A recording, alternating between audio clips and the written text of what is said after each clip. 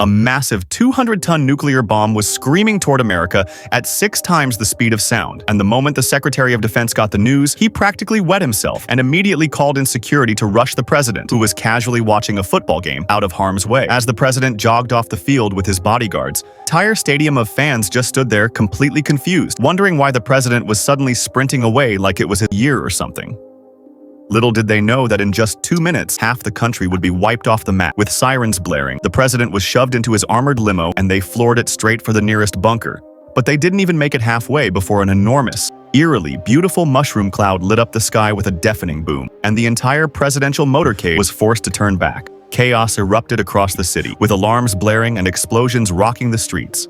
Moments later, the Marines tracked the president down, loaded him onto Air Force One, and whisked him away. Furious, the president was convinced this had to be Russia's doing and ordered an immediate retaliatory strike, even before investigators confirmed the source of the nuke. 3 F-16 fighter jets were deployed, unloading 6 powerful missiles directly onto a Russian military base, reducing it to rubble in seconds. But Russia's leader was completely stunned, insisting they had nothing to do with the attack, and furious that they were being treated like fools, he ordered 6 Tu-22 bombers into the air, headed straight for the U.S. aircraft carrier USS Stennis off the northern coast.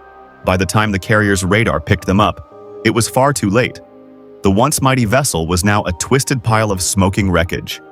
Enraged, the U.S. president wasted no time swiping his security card to activate the nation's nuclear arsenal.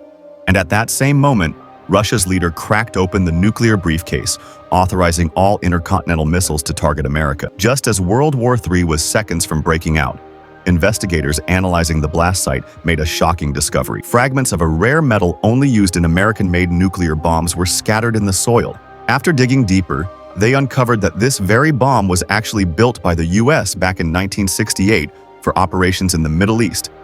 But the plane transporting it had been shot down, and the nuke had been buried under the desert sands ever since. 30 years later, 2 locals stumbled upon the forgotten weapon, and the moment word got out, terrorists bought it, repaired it, and sent it back to American soil for detonation. Turns out, the U.S. had unknowingly blown itself up.